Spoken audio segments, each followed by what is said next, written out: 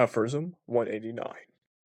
All these moralities, which address themselves to the individual person for the promotion of his happiness, as they say, what they are but prescriptions for behavior in relation to the degree of perilousness in which the individual person lives with himself, recipes to counter his passions, his good and bad inclinations in so far as they have will to power in them, and would like to play the tyrant, great and little artifacts and acts of prudence to which there clings the nook and cranny odor of ancient household remedies, an old woman wisdom, one and all baroque, and unreasonable in form, because they address themselves to all, because they generalize where generalization is permissible, speaking unconditionally, one and for all, taking themselves for unconditional, flavored, and with more than one grain of salt, indeed tolerable only and occasionally even tempting, when they learn to smell overspiced and dangerous, to smell even all of the other world. That all of this from an individual point of view of little value, and far from constituting science, not to speak of wisdom, but rather to say it again and to say it thrice. Prudence, prudence, prudence, mingled with stupidity, stupidity, stupidity.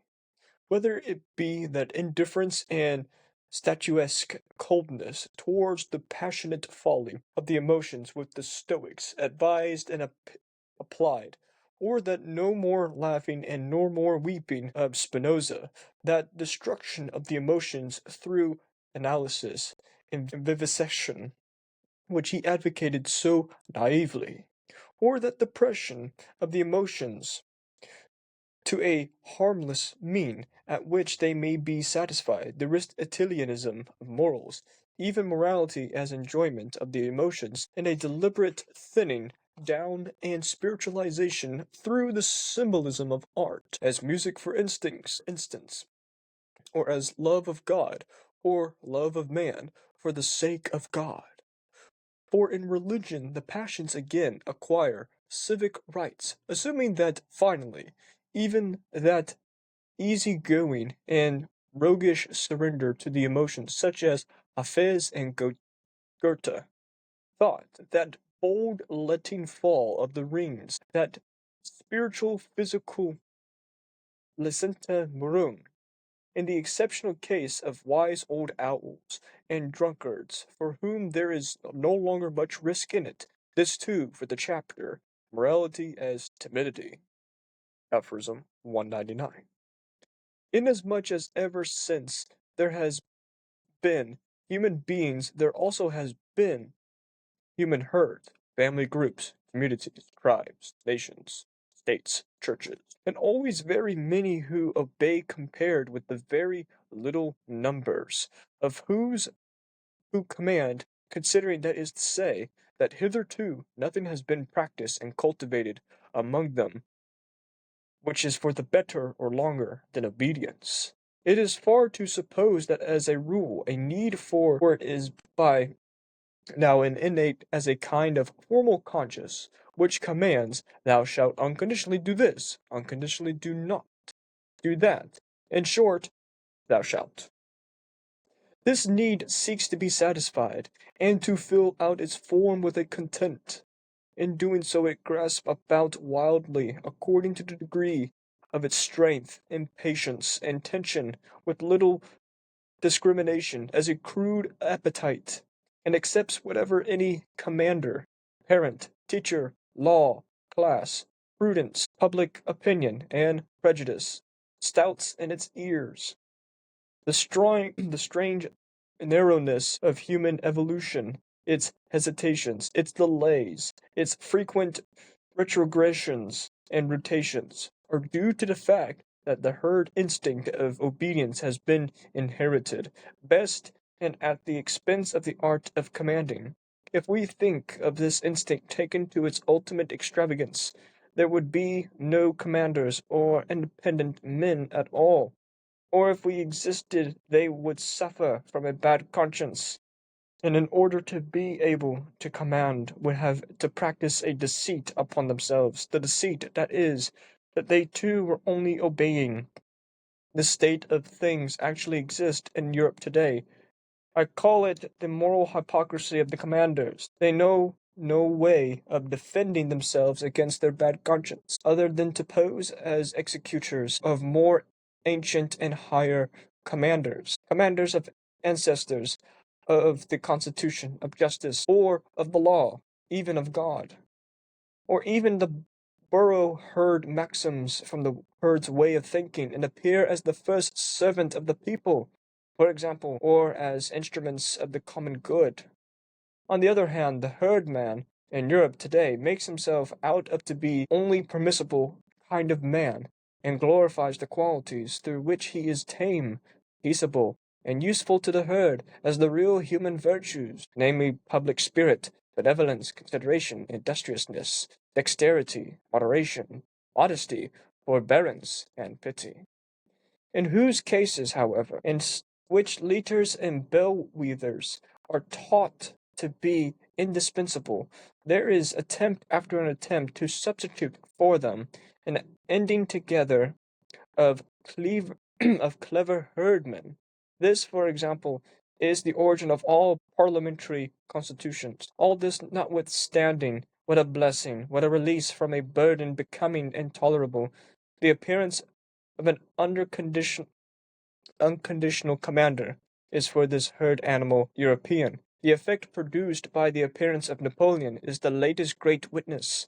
The history of the effect of Napoleon Bonaparte is also the history of the higher happiness this entire century has attained in its most valuable men and moments. Aphorism 200. The man of an era of dissolution which mixes the races together, and who therefore contains within him the inheritance of a diversified descent, that is to say, contrary and often not merely contrary drives and values which struggle with one another and rarely leave one another in peace. Such a man of late cultures and broken lights will, on average, be a rather weaker man. His fundamental desire is that the war which he is should come to an end. Happiness appears to him in accord with a sedative, for example, Epicurean, Christian, medicine, and mode of thought, pre-eminently as the happiness of prose, and tranquillity, of satiety, of unity as it at last attained, as a Sabbath of Sabbaths, to quote the holy rhetorician Augustine, who was himself such a man. If, however, the contrary and war in such a nature should be as an act of one more stimulus and enticement to life, and if, on the other hand, in addition to powerful and irreconcilable drives, there has also been inherited and cultivated a proper mastery and subtlety in conducting a war against oneself, that is to say, self-control, self-outwitting, and there arise those marvelously incomprehensible and unfathomable men, whose enigmatic men, predestined for victory and seduction of others, the fairest examples of which are Alcibiades and Julius Caesar, to whom I would like to add that first European agreeable to my taste, the Augustine Friedrich II, and among artists perhaps Leonardo da Vinci. They appear in precisely the same ages as those in which that rather weak type with his desire for rest comes to the fore. The two types belong together and originate in the same cases. Welcome, everyone, to the penultimate episode of Part 5 of the Natural History of Morals. This is the second time we'll be hearing of morality as timidity. Where is the arriving of this chapter? He previously said it in 97 as the comprehension and miscomprehension of violence and violence and subservience. Violence associated with the beast of prey, and subservience, the man of prey. He associated that with Caesar Borgia. But now he continues forward That's and this is a great first sentence of for the promotion of his happiness, as they say, which is an address to himself at all these moralities to the individual person. Yes, it's not how I read the sentence the first time. I'm using words of the second part to fit with the first part. But he begs the crucial question of what determines joy among an individual. He says this of every morality, that they have a preconditioned, preeminent, while at the same time pre-established prescription for behavior, but they have a relation in the degree of perilousness, aka a a concentration and seriousness, which he speaks of as the individual person lives with themselves. It's the recipe of contradicting one's passions and repudiating them, while at the same time he has merely zero good and bad inclinations in the sense of that himself he himself to a degree has a will to power inside himself, which I've defined multiple times, watch previous episodes, and that he has at the same time plays tyrant while this while experiencing the great and mediocre artifacts of prudence that are attached to every nook and cranny odor of the household remedies and old woman wisdom. Misogynist or not, he's describing the old woman wisdom in this sense of something that's obsolete, abnormal, and not used frequently. And he includes a woman here and not an old man. Why is why is that the case? Individuals say, oh, it's this misogyny inside him. It's the vitriolic tone to women inside him. I say it's the irony and sarcasm. And to a degree there is some vitriolic nature here, but at the same time, he associates that as remedies. There's a great quote from Sigmund Freud that suits this. He says, women are to soften men, but not weaken them. Which suits beautifully here in what Nietzsche sees as wisdom. Two separate men, but they complement one another. And it continues forward because they address themselves to all, because they generalize where generalization is permissible, speaking unconditionally, once and all, taking themselves for unconditional, flavored with more than one grain of salt, indeed tolerable only, and occasionally even tempting, when they learn to smell overspiced and dangerous, to smell above all of the other world, the Hinterwelt. The translation is other world, beyond world, or another world. And he associates this unconditional, flavored, tolerable but tempting grain of salt or spice to the remedies, to acts of prudence, to tyrannical plays, to the perilousness of these prescriptions of happiness. He associates this Hinterwelt or other world with this prescriptions because he sees them as this is their true source of joy while they belittle that's their source of joy while they belittle the true source of joy on earth, the apparent world. And you'll see, once we arrive at Twilight of the Idols, he separates them comedically but at the same time perilously, the apparent and true world. True world in this sense is the other world. Apparent world is the material, physical world of Earth and the galaxy and the cosmos. It continues forward from an individual point of view of little value and far from constituting science, not to speak of wisdom, but rather to say it again and to say it in thrice. Prudence, prudence, prudence. Mangled with stupidity, stupidity, stupidity. Similar to the inclination, or in this sense, the obligation of an arrogant intellect, or erudite, or smart person who's arrogant in the sense that they have to use their constitutive science, and not wisdom, but their constitutive science of saying this again and again till it's ingrained among their minds. Similar to Christianity, where they repetitively say the rosary of Hail Marys, All Fathers, and some other prayers to ingrain among their mind to say, don't do this, don't do that, you must do this. We'll arrive at that soon. Be patient. But he says too that this indifference and statuous coldness towards the passionate folly of the emotions which the Stoics advised and applied. He criticizes the Stoics again here and to Aphorism 9 in part 1, which both suit this situation, because once an individual begins repetitively saying these prayers or morals and teaches them to other, they become indifferent if the other accepts their doctrine. Thus, they're reflecting the same character, and we have this horizontal and static nature of life. And he says too that this is a coldness and statuesque of passionate or over prideful folliness of the emotions, which the Stoics said control. Substitute the word control for repress. In reality, these Stoics are tyrants in masks.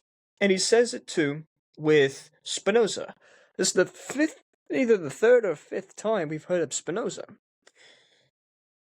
Well, Nietzsche confessed himself, I found my predecessor. While at the same time realizing that among his predecessor that he overwhelmed himself of discovering, he realized the Christian framework underneath his philosophy, including of no more laughing and no more weeping of Spinoza. Because there's a specific quote where he says, I'm paraphrasing, don't be disparaged, nor mourn, nor lament, but accept. That's similar with of the Stoics were preaching that same statuesque and indifferent appeal to the emotions.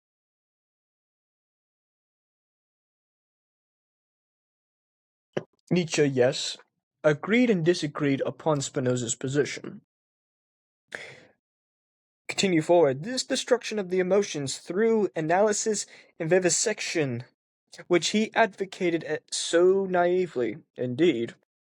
But he adds another philosophy to this. He loves adding philosophy to another because he categorizes them in a value judgment, not a scornful moral judgment, but realizing the ability of humans granting and creating a sense of value to describe what and who we are. It's similar to what Deleuze said in his work in the 20th century, who read Nietzsche and to a degree misinterpreted him. After Nietzsche's time, everybody misinterpreted him. Sometimes I will. He continues forward that the depression of the emotions to a harmless mean at which they may be dissatisfied, that Aristotelianism of morals, even morality as enjoyment of the emotions, and a deliberate thinning. Turn the page. Down in spiritualization through symbolism of art, as music, for instance, or as love of God or love of man for the sake of God. For in religion, the passions again acquire civic rights, assuming that, finally, even that easygoing and roguish surrender to the emotions, such as Hazet and Goethe thought, and that letting fall of the rings, that spiritual, physical, licente morum, aka moral license, in the exceptional case of wise old owls and drunkards for whom there is no longer much risk in it. This too for the chapter Morality as Timidity. Rereading that, I immediately think he didn't write Morality as Timidity as a chapter in Beyond Good and Evil. I immediately think that this was a prelude essay to Genealogy and Morals. But first he adds Aristotelianism to the same realm as the Stoics, and Spinozian philosophy, or Spinozian monism. And he continues with the naive that they advocate so naively and narrowly of this timid but tyrannical form of moral. Aristotle did advocate for a mutual but beneficial balance between the two, while at the same time advocating for this abstract concept that he used the same time as Plato did, essence.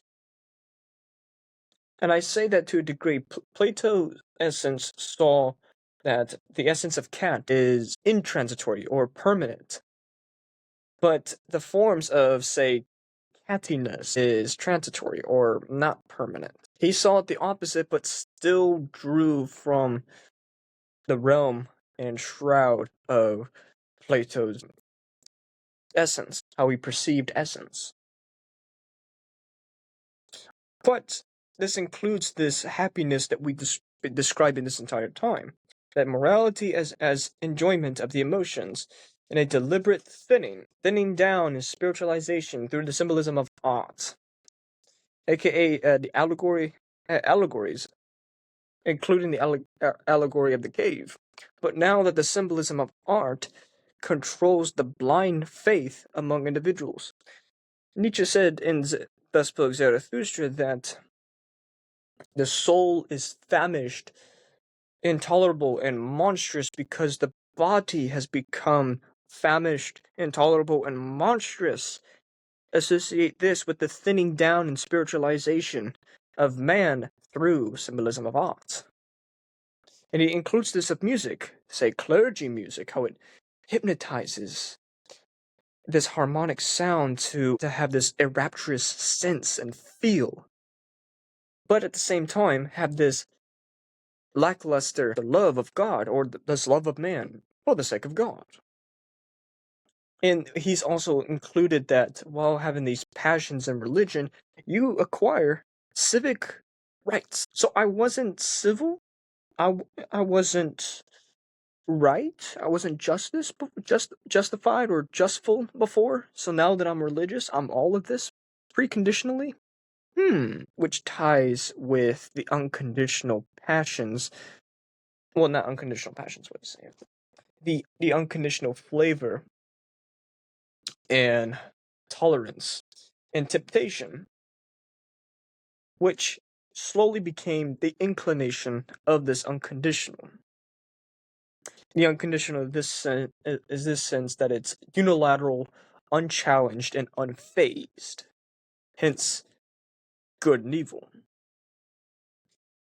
Now he adds two crucial people, Hafiz and Goethe. Goethe, to him, is a godfather of the Renaissance and Romanticism. Goethe was born in the 1750s and died in the 1800s, I presume. But he loved reading Goethe and Hesse.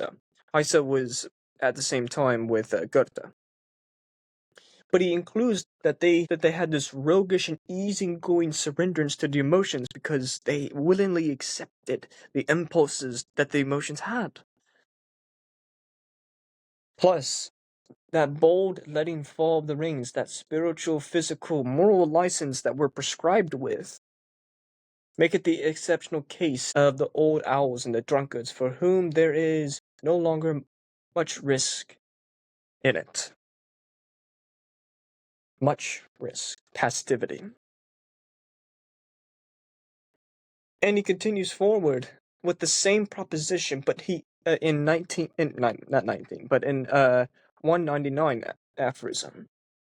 But this time he includes it on a at a grandiose collective scale. He expressed it on a collective scale too in 198, but it becomes grandeur in the sense of communities, families, states, nations, tribes, and churches,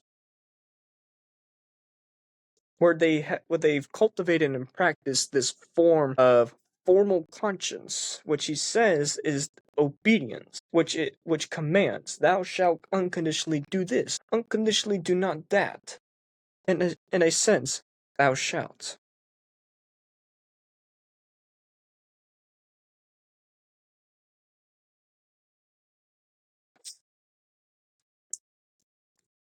But he includes that with this thou shalt and thou shalt not, it has a strength, an impatience, a tension, some discrimination, but a crude appetite, and accepts whatever any commander,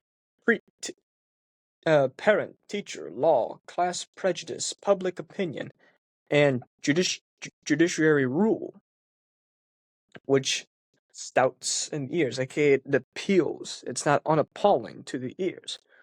Where I immediately think that they're satiated with this form of obedience, where they love outside. Well, they have a crude appetite, but they love this outside, and it affects them internally. Obedience from other people. He says the same thing in Zarathustra, where the true becoming and overcoming of life is to have a tyrant tyrant and obedience inside oneself. So you're a tyrant to yourself while at the same time obeying yourself contra to others, in a form of surrender. People love using the idea of surrender in the overwhelming form of commanding, which is applied here, but in a negative sense. The negative sense is that this narrowness of human evolution, its hesitations, its delay, its frequent retrogression, and rotations. This is crucial. And he'll say this is the ultimate extravagance. Ultimate in this sense is the last extravagance of commanders and independent men whose instincts have been taken and harnessed away to suffer bad conscience. I won't spoil what bad conscience is here till we arrive at genealogy of morals. In order to be able to command would have to be to practice deceit upon oneself. The deceit, in this sense, is what is obeying in the state of things that actually exists in Europe today, aka internationally, which is substitute international with Europe. I call it the moral hypocrisy of the commanders. The moral hypocrisy of the commanders is both spiritual will to power and slave morality, or herd conscience. And he says that there's no other way of them defending themselves against their bad conscience, as they pose as themselves as the executors of more ancient and higher commands. So they're executing moral history that's existed for 2,000 plus years in a form of higher commands, say the commands of ancestors, or God, or law, or justice, or constitution, their form of what I said. While they borrow herd maxims and that herd way of thinking and appear as the first servant of the people, or the instruments of the common good. Not solely utilitarianism, what is practically useful, but what levels everyone to the same status. And this is the form of statuesque and indifference that he said in the other aphorism and previous aphorisms before this. And people say, oh, he never makes sense. He always contradicts himself. He doesn't have a straight line. He does, but nobody ever observes it correctly.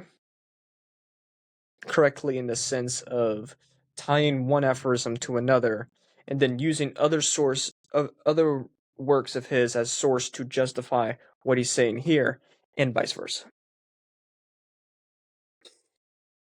I digress. The herdman in the internationality today makes him out to be the only permissible kind of man that glorifies the qualities of being tame, peaceable, and useful, while naming publicly the real human virtues of public spirit, benevolence, industriousness, dexterity, consideration, forbearance, modesty, and in those cases, however, in which leaders and bellwethers are thought to be indispensable, there is attempts after another to substitute for them, and adding together of clever herdsmen.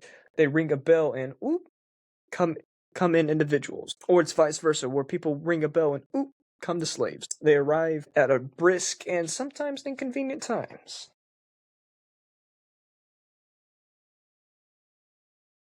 Can associate that too with the psychological framing.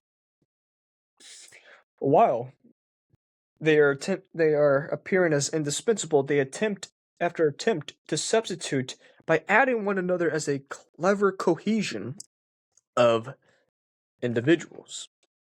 Pardon the camera movement, I'm moving myself. This, he says, quote, for example, is the origin of all parliamentary constitutions. Not utter leveling of everybody to a level, but the attempt to level everybody to the same level and qualities as them. But here's the vainglory 180 of Nietzsche. He includes Napoleon de Bonaparte. Quote, all this notwithstanding, what a blessing, what a release from a burden becoming intolerable. The appearance of an unconditional commander is for this herd animal European. The effect produced by the appearance of Napoleon is the latest great witness. The history of the effect of Napoleon is also the history of the higher happiness this entire century has attained in its most valuable men and moments. He's simply saying that Napoleon is a synthesis of the French Revolution and to the French Empire. Where this individual that appears as this unconditional commander is at the same time he serves with the herd animal of Europeans, while at the same time having this lofty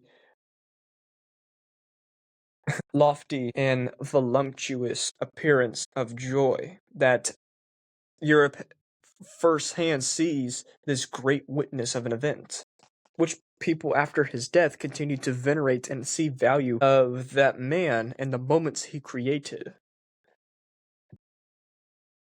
And he continues forward that in Aphorism 200, that this era of dissolution, which mixes the races together, and who therefore contains within him the inheritance of a diversified descent, that is to say, contrary and often not merely contrary drives and values which struggle with one another and rarely have one another in peace. Such a man of culture, of late cultures, and broken lights will, on average, be a rather weak man. His fundamental desire is that the war which he is should come to an end. Happiness appears to him in accordance with the seductive medicine.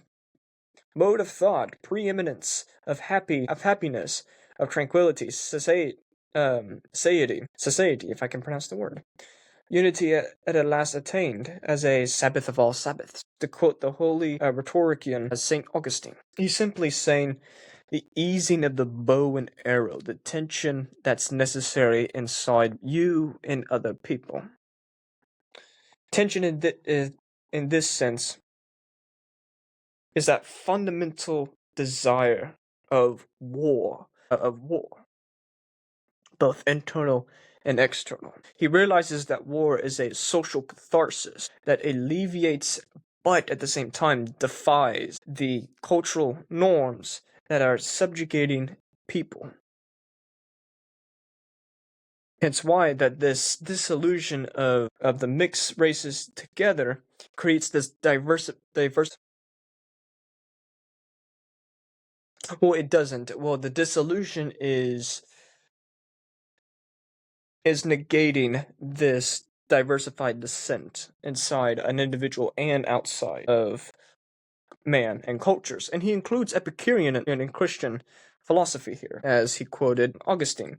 But of mode of light, medicine, preeminently of joy, tranquility, etc., Sabbath of Sabbaths, he'll say that the similar line in Genealogy of Morals. Again, patience for that. I'm spoiling and teasing everybody for it. Be patient. If, however, the contrariety and war in such a nature should act as one more stimulus and enticement of life. Indeed. And on the other hand, in addition to powerful and irreconcilable drives, there has also been inherited and cultivated a proper mastery, a subtlety of conducting a war against oneself, that is to say, self-control, self-outwitting. To fathom and comprehend what he's saying is the will to power. The collection of drives that are competing one another on a psychological war field in the name of warfare. Both that this arise those marvelously incomprehensive and unfathomable men, those enigmatic men predestined for victory. And he adds